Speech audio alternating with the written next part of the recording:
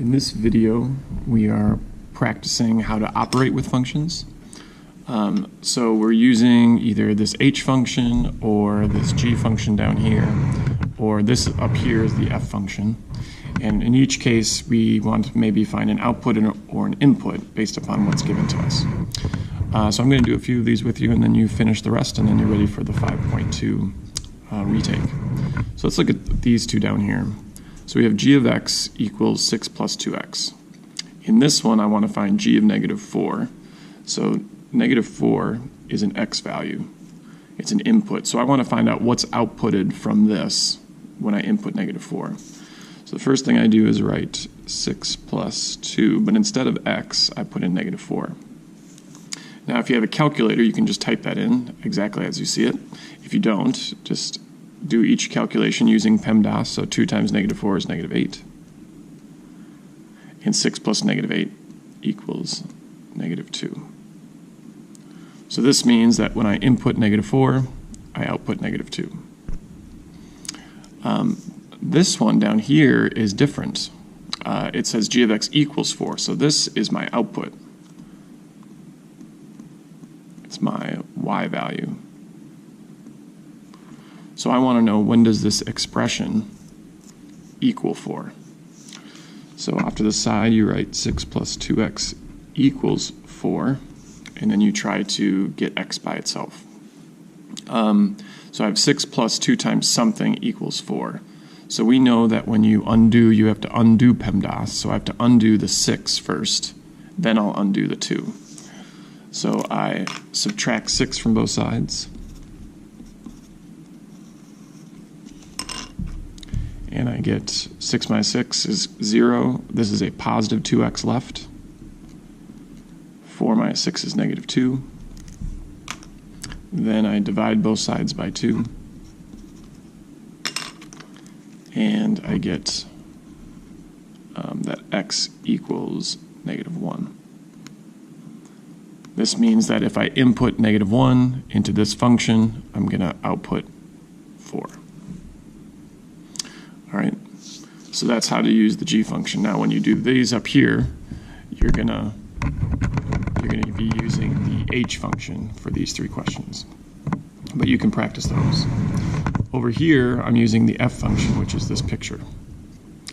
So the inputs are the x values. So if I input, say, 2, I'm going to output 0 because I'm right on the x-axis. But if I input 3, I'm going to output 5.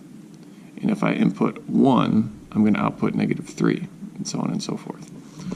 So let's do, so that's how you do these 2 questions. These are x values, so you're going to go on the x-axis to this number and then go up or down till you get to the curve.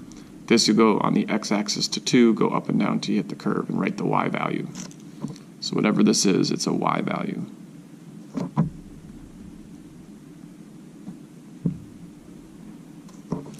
Okay. Whereas this one, I give you the y value. So I have to look at this picture. When does this thing have a y value of negative 3? So negative 3 is here. So it looks like right here I have a y value of negative 3. And here I have a y value of negative 3. So the question is, what are the x's here? So I look up, this is left 1 and right 1. So it looks like at negative x equals negative 1 and x equals positive 1, we will output negative 3. So I write at x equals negative 1 and x equals positive 1. Okay.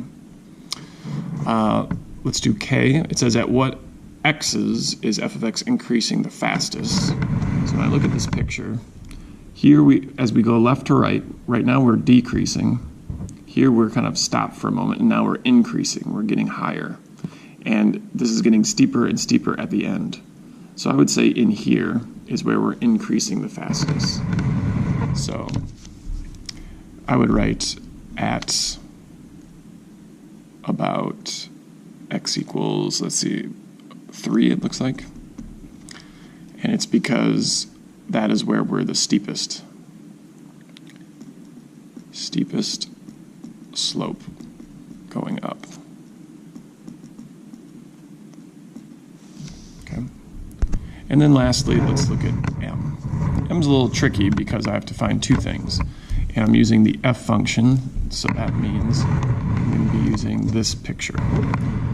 So f of -3, it means go to the left to -3 on the x-axis, so I do that, and I have to go up or down until I hit the curve. I have to go up to 5. So f of -3 is 5. This one, I have to find f of +3. So I go over to 3, and that's 1, 2, 3, 4, also 5. So this is also 5, and now I have to do the operation between. I have to add, and 5 plus 5 is 10. Now you should be able to do the rest. Be careful when you get here, you have to add those together and get 0 first. So this becomes f of 0, but then you still have to find out what it's going to become. Okay. And once you finish this, you're ready for the 5.2 retake.